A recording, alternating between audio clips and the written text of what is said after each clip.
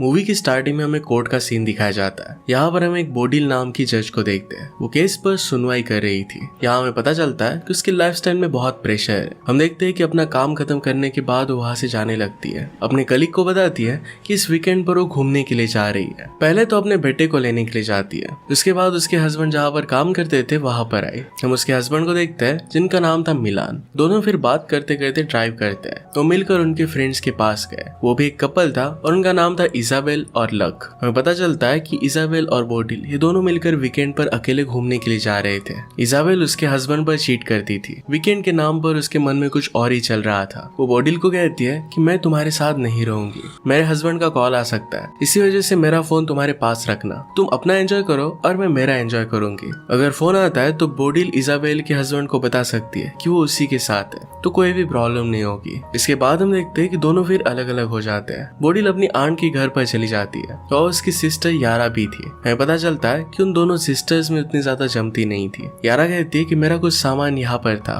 वो लेकर मैं यहाँ से जा रही हूँ। वो फिर वहाँ से चली गई। इजाबेल एक होटल के कमरे में रहती है। वहाँ पर वो बहुत एंजॉय करती है। बोडिल की कॉन्फ्रेंस थी और वो वहाँ पर गए। वहाँ पर वो अपने और इजाबेल दोनों के मोबाइल से फोटो खींचकर मिलान और लक को भेज देती है ताकि उनको लगे कि वो साथ साथ है। यहाँ पर प्रेजेंटेशन शुरू होता है। वहाँ पर हमारा और एक मेन कैरेक्टर जिसका नाम था सैमुअल ये प्रेजेंटेशन दे रहा था। बोडिल उसकी प्रेजेंटेशन से काफी इम्प्रेस थी। जब वो प्रेजेंटेशन दे रहा था तो बीच बीच में बोडिल का फोन बजता है। इसे सैमुअल की नजर उस पर पड़ती है। प्रेजेंटेशन के बाद हम देखते हैं कि सैमुअल और बोडिल एक दूसरे से बात करने लग गए थे। दोनों के बीच में एक अच्छी बॉन्डिंग हो जाती है। इसके बाद वो दोनों बोट राइडिंग के लिए जाते हैं। बोडिल फिर उसे अपने घर पर लेकर गए। एक दूसरे के साथ वो इंटीमेट होते हैं और बहुत सारा टाइम अच्छे से स्पेंड करते हैं। दूसरी तरफ हम देखते हैं कि इजाबेल भी एक बार में जाती है और वहां पर एंजॉय कर रही थी। वहां पर एक आदमी को पैसे देती है। ये पैसे उसने किस लिए दिए थे इसका राज हमें मूवी में आगे पता चलेगा। दूसरी तरफ हम देखते हैं कि बोडिल अपने घर पर आने के बाद फिर से फोटोज क्लिक करती है। अपने हस्बैंड मिलान और लक को भेज देती है। अगली सुबह हम देखते हैं कि बोडिल को लक का कॉल आता है। बोडिल ने फोन उठाया और लक को कहती है कि इजाबेल नहाने के लिए गई है। लक उससे कहता है कि उसका पैर टूट गया है। वो चाहता था कि इजाबेल जल्दी से घर पर आ जाए, उसका ख्याल रखे। उसने उसकी प्लेन की टिकट भी बुक कर दिए थे। बोडिल फिर इजाबेल को कॉल करती है। एक्चुअल में इजाबेल के पास और एक फोन था जिसका नंबर सिर्फ बोडिल के पास था। बोडिल उसे बता देती है कि तुम्हारे हस्बैंड के पैर पर चोट लग गई है, जल्दी से घर के लिए निकलो। इजाबेल उससे कहती है कि मेरा फोन तुम्हारे पास है, तुम्हारे घर आकर मैं उसे लेकर जाऊंगी। बोडिल कहती है कि मेरे पास कोई और प्लान है, लेकिन घर पर तुम्हारा फोन मैं टेबल पर छोड़ दूंगी, तुम आकर लेकर जाना। इजाबेल इसके लिए मान जाती है। इसके बाद बोडिल और सैमुअल दोनों बीच पर चले जाते हैं। वो मिलकर बहुत मजे करते हैं। ये सब बोडिल तो एंजॉय कर रही थी पर उसे याद आता है कि वो शादीशुदा है। वो सैमुअल को क्लियर कर देती है, कहती है कि हम दोनों एक साथ हैं। इसका मतलब ये नहीं कि मैं तुमसे प्यार करने लग गई हूँ, मेरा हस्बैंड है और मेरी एक पूरी अलग जिंदगी है। आज के बाद हम दोनों के बीच में कोई रिलेशनशिप नहीं रहेगी, तुम अपने रास्ते चले जाओगे और मैं मेरे रास्ते। इस बात पर सैमुअल थोड़ा सा उदास होकर वहां से चला जाता है। इसके बाद बोडिल जब अपने घर पर आती है तो देखती है तो वहां पर बहुत सारा खून गिरा हुआ था। घर का सारा सामान बिखरा हुआ है। वहां पर वो इजाबेल की बैग देखती है तो काफी डर जाती है। डायरेक्टली पुलिस को कॉल करती है। जब पुलिस आते हैं तो बोडिल के साथ पूछताछ करने लगते हैं। बोडिल झूठ कहती है कि इजाबेल और वो साथ में ही थे, लेकिन कुछ काम से वो बाहर चली गई थी। जैसे ही घर पर आए तो ये सब देखा। पुलिस यहाँ से ब्लड सैंपल वगैरह इकट्ठा कर चले जाते हैं। पुलिस के जाने के बाद बोडिल मिलान को कॉल कर बुला लेती है। कहती है कि तुम लक को भी लेकर आना। बोडिल वही होटल में जाता है जहाँ पर वो रुकी थी ताकि वहाँ से कुछ इन्फॉर्मेशन निकाल पाए। वहाँ उसे कुछ भी पता नहीं चलता। इसके बाद उसे बार में बुलाती है जहाँ पर वो गई हुई थी। वो बहुत परेशान हो जाती है क्योंकि अगर इजाबेल का पता नहीं चला तो सारा शक उसी पर आएगा। शाम को मिलान और लक आ जाते हैं। अगले दिन जब पुलिस आए तो सबको बताते हैं कि हमने ब्लड सैंपल की जांच की थी, हमें पता चला कि ब्लड इजाबेल का नहीं है। जब हमने उसका फोन ट्रेस किया तो हमें पता चला कि उसका फोन पूरे दिन भर घर पर ही था।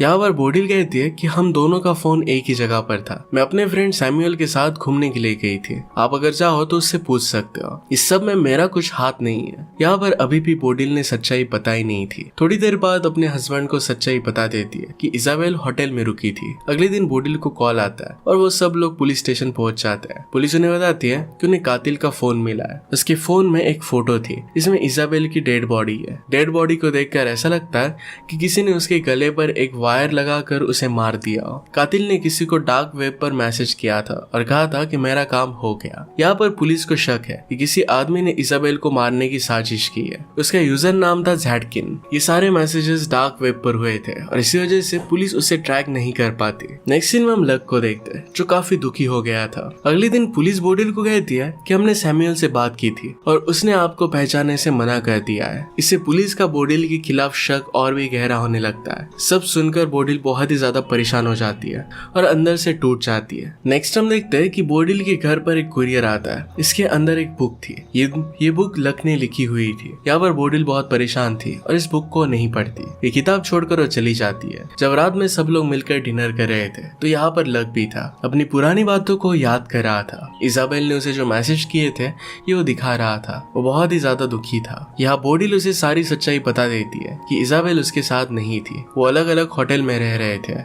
अगले सीन में हम देखते हैं कि बोडिल ने न्यू लॉयर हायर किया था। वो लॉयर को सारी सच्चाई बता देती है। वहाँ पर लॉयर उसे कहता है, देखो अगर तुमने अपना बयान बदला तो पुलिस तुम पर ही शक करेगी और झूठी गवाही देने के केस में तुम्हें जेल में डाल देगी। पर इस बार बोडिल ने डिसाइड कर लिया था कि पुलिस को सब कुछ सच सच वो बता देगी और ऐसा ही करती है। पुलिस ऑफिसर ये सुनकर काफी गुस्सा हो जाती है। पुलिस उसे कहती है कि हमारा सारा शक अब तुम पर ही है। क्या तुम्हें पता है कि अपना बयान बदलना कानूनी जुर्म है? बोडिल कहती है कि मैंने जो भी कहा ये सब कुछ सच है। रात को जब बोडिल सो रही थी तो वहाँ पर लक आ जाता है। उसे कहता है कि तुम अफेयर करती हो और खुद के जुर्म छुपाने के लिए मेरी वाइफ को बदनाम कर रही हो। लक बहुत ही दुखी था। वो कहता है कि मैं मेरी वाइफ से बहुत प्यार करता था और उसकी जाने की वजह सिर्फ तुम हो। बोडिल बहुत डर जाती है लेकिन मिलान उसे लेकर जाता है। वो उसे कहता है कि लक अपनी सही हालत में नहीं है। वो बहुत ज्यादा दुखी है। वो जो भी कह रहा है इसे दिल पर मत लेना। वो धीरे धीरे ठीक हो जाएगा। अगले दिन इंटरनेट पर वो सर्च करती है कि सैमुअल कहाँ पर पढ़ाता है। एड्रेस मिलने के बाद वो सैमुअल को मिलने के लिए गई। उससे पूछती है आखिर में तुमने ऐसा किया क्यों? अपने बयान को तुमने बदल क्यों दिया? तुम्हारे बयान की वजह से बुरी तरीके से मैं फंस चुकी हूँ। सैमुअल ने कहा कि तुमने ही कहा था कि बाद में हम दोनों एक दूसरे के साथ नहीं है। जैसा तुमने कहा था मैंने वैसा ही किया। अगर तुम चाहो तो मैं पुलिस को सच सच बता सकता हूँ। इतने में वहाँ पर बोडिल के पास पुलिस का कॉल आता है। जब बोडिल पुलिस के पास पहुंचती है तो पुलिस उसे एक वीडियो दिखाती है। वीडियो के अंदर हमें पता चलता है कि इजाबेल और एक लड़की है। दोनों आपस में इंटीमेट हो रहे थे। इजाबेल लेस्बियन थी और लक के साथ खुश नहीं थी। जब बोडिल दूसरी लड़की की शक्ल देखती है तो बहुत ही सरप्राइज्ड हो जाती है। ये वही लड़की थी जिसे इजाबेल ने एज अ सिस्टर इंट्रोड्यूस किया था। तो उसकी सिस्टर नहीं थी तो उसके साथ उसका अफेयर चल रहा था। उसका नाम यारा था। पुलिस को लगता है कि यारा ने उसका मर्डर किया होगा, इसलिए उसका पासवर्ड अपने पास रख लेते हैं ताकि वो देश से बाहर ना जा सके। नेक्स्ट सीन में हम देखते हैं कि बोडिल लक से मिलने के लिए जाती है। उसकी दिमागी हालत अब सही नहीं लग रही थी। उसे समझाने की वो कोशिश करती है पर लक बहुत दुखी था। वो कहता है कि मैं इजाबेल से बहुत प्यार करता था, फिर भी उसने मेरे साथ ऐसा किया क्यों? वो बहुत दुखी हो जाता है। बोडिल भी इस बात से दुखी होती है। जब वो और मिलान किचन में जाते हैं तो अपने में ही खो जाते हैं जैसे कुछ हुआ नहीं था। अगले दिन हम देखते हैं कि यारा बोडिल से मिलने के लिए आती है। कहती है कि मुझे इस देश से बाहर जाना है, लेकिन उसके पास पासपोर्ट नहीं था।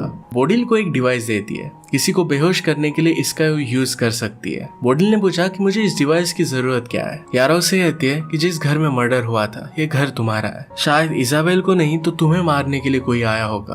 तुम्हें अपने खुद का ख्याल रखना चाहिए। बोडिल को ये बात सच लगती है। उसे लगने लगता है कि उसके जान के पीछे कोई है। वो डिवाइस अपने साथ रख लेती है। इसके बाद उसे हमेशा लगने लगता है कि उसके जान के पीछे कोई है। वो डिस्टर्ब हो जाती है और बहुत सारी दवाइयां भी लेती है। जब शाम को बोडिल को उसके बेटे का कॉल आता है, वो कहता है कि उसे किसी प्रोजेक्ट के लिए कुछ फाइल्स की जरूरत है, तो पापा के लैपटॉप में देखो। जब फाइल्स ढूंढने के लिए बोडिल ने अपने हस्बैंड का लैपटॉप देखा तो उस लैपटॉप में एक उसे वीडियो मिलता है। ये उसका खुद का था। यहाँ पर पता चलता है कि घर का सीसीटीवी कैमरा उसने लैपटॉप पर अटैच किया है। इसमें बोडिल और सैमुअल की सारी अच्छी बातें थी। साथ में पिछले कुछ टाइम की वीडियो भी थी। इसमें वो जिसके साथ इंटीमेट हो रही थी इसके वीडियोस थे। उसे पता चलता है कि मिलान काफी समय से उस पर नजर रख रहा है। शायद उसने सैमुअल के साथ वो इंटीमेट हुई थी ये वीडियो भी देख ली हो। उसे लगता है कि उसके पति ने ही सब कुछ किया हुआ है, वही उसे मारना चाहता है। ये सब देखने के बाद उसे अपने बेगुनाही साबित करने की अपॉर्चुनिटी मिलती है। वो लैपटॉप लेकर तुरंत ही पुलिस के पास पहुंच जाती है ताकि वो बता सके कि जब मर्डर हुआ था तो वो सैमुअल के साथ थी। जैसे वो लैपटॉप ओपन करती है तो देखती है तो सारी वीडियोस किसी ने डिलीट कर दी थी। वो डर जाती है और पुलिस के सामने कहने लग जाती है कि प्लीज मुझे अरेस्ट कर लो, मेरी जान को खतरा है, कोई मुझे मारना चाहता है। पुलिस कहते हैं कि इस तरीके से हम तुम्हें अरेस्ट नहीं कर सकते।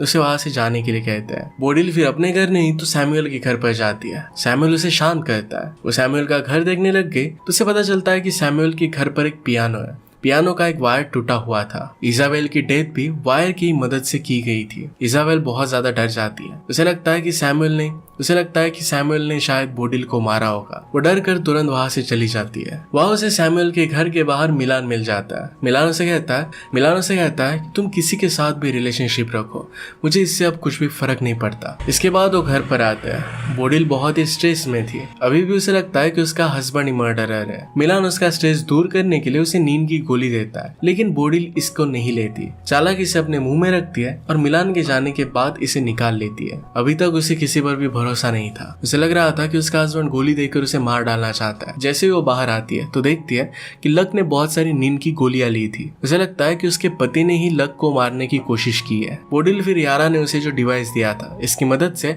अपने हस्बैंड को बेहोश कर देती है। पुलिस को फिर फोन करने के लिए जाती है। उसे लगता है कि उसके हस्बैंड ने सब कुछ किया है। मिलान उसे समझाने की कोशिश करता है कि उसने ये सब नहीं किया, पर उसकी बात नहीं सुनती। उसे वहां पर एक बुक मिलती है जो लक ने लिखी थी। लक अपनी किताब जैड के नाम से लिखता था। बोडिल को याद आता है कि जिस यूजर ने डार्क वेब पर किसी को मारने का कॉन्ट्रैक्ट दिया था उसका यूजर नेम जैड की नहीं था। इसका मतलब है लक ने ही सब कुछ किया है। तभी वहां पर लक आ गया। वो बोडिल से कहता है मेरी बीवी की जगह पर तुम वहां पर होनी चाहिए थी। जो भी हुआ उसकी जिम्मेदार सिर्फ तुम ही हो। मैं तुम्हें नहीं छोड़ूंगा। लक उसे मारना चाहता था ताकि उसे लग रहा था कि वही इजाबेल को भड़का रही है। बोडिल मौका देखकर वहां से भाग जाती है। लक उसका पीछा करने लगता है। बोडिल भागते भागते समुद्र के किनारे भागने की कोशिश करती है। लक को तैरना नहीं आता था, फिर भी वो पानी में डुबकी लगा देता है। इसका फायदा बोडिल उठा लेती है और पानी में डुबा डुबा कर मार देती है। जब यहाँ पर पुलिस आती है तो सब कुछ सच्चाई उन्हें बता देती है। पुलिस उसे कहती है कि जो कॉन्ट्रैक्ट किलर था वो देश छोड़कर भाग चुका है। ये सब लक नहीं किया था। पुलिस फिर यारा का पासपोर्ट भी बोडिल को दे देते हैं। वो बोडिल को कुछ भी चार्ज नहीं करते क्योंकि उसने ये सब सेल्फ डिफेंस में ही किया था। हम देखते हैं कि मिलान बोडिल से बहुत गुस्सा था। वो अपने बेटे के पास अपने घर में रहने के लिए चला जाता है। उसने बोडिल को अब छोड़ दिया था। बोडिल लक की बुक में एक एड्रेस देखती है। वो होटल का एड्रेस था। नेक्स्ट सीन में फिर यारा को पासपोर्ट देने के लिए उसके होटल में गई। उसे पता चलता है कि यारा ने होटल छोड़ दिया है और अपने प्राइवेट एयरपोर्ट पर गई है। जैसे वो एयरपोर्ट पर जाती है तो देखती है कि यारा किसी लड़की के साथ है। वो लड़की और कोई नहीं तो इजाबेल ही थी। ये सब देखकर बोडिल बहुत कंफ्यूज हो जाती है। यारा और इजाबेल फिर मिलकर पूरी कहानी उसे बताती है। इजाबेल उसे बताती है कि एक दिन जब मैंने लक का लैपटॉप चेक किया था तो लक ने तुम्हें मारने के लिए $20,000 दिए थे। इजाबेल को डार्क नेट का कातिल अब पता चल चुका था तो उसने दुगनी कीमत देकर उस आदमी को कहा कि देश छोड़कर चले जाओ। उसने फिर यारा से मिलकर साजिश रची। उन्होंने जानबूझकर एक झूठी मर्डर मिस्ट्री क्रिएट की ताकि लक से वो छुटकारा पा सके। उन्होंने सारी फेक फोटोज निकाली थी ताकि पुलिस को लग सके कि इजाबेल की डेथ हो चुकी है। डार्क नेट की आईडी भी उन्होंने ही क्रिएट की थी। बोडिल के घर पर पार्सल भी उन्होंने ही सेंड किया था ताकि बोडिल जब इसे पढ़े तो पुलिस को सब कुछ बता दे। उन्हें पता था कि अगर उन्होंने बोडिल को सब कुछ पहले ही बता दिया तो उनका साथ नहीं देगी क्योंकि वो जज है और उसे हमेशा लीगल चीजें अच्छी लगती थी। बोडिल फिर यारा को उसका पासपोर्ट दे देती है। वो प्लेन में बैठकर चली जाती है। हम देखते हैं कि बोडिल को सैमुअल का कॉल आता है। वो उसे लाइक करती ही थी तो उसी के पास चली जाती है। इसी के साथ ही मूवी एंड हो जाती है। अगर आपको एक्सप्लेनेशन अच्छा लगता है तो प्लीज लाइक और कमेंट जरूर कर दीजिएगा। मैं बहुत सारी मूवीज लेकर आते रहता हूँ तो प्लीज चैनल को सब्सक्राइब कर दीजिए और बेल नोटिफिकेशन आइकन दबाने मत भूलिएगा। हम फिर से मिलेंगे और इन मूवी के साथ। तब तक के लिए थैंक यू और आप अपने आप का ख्याल रखिए।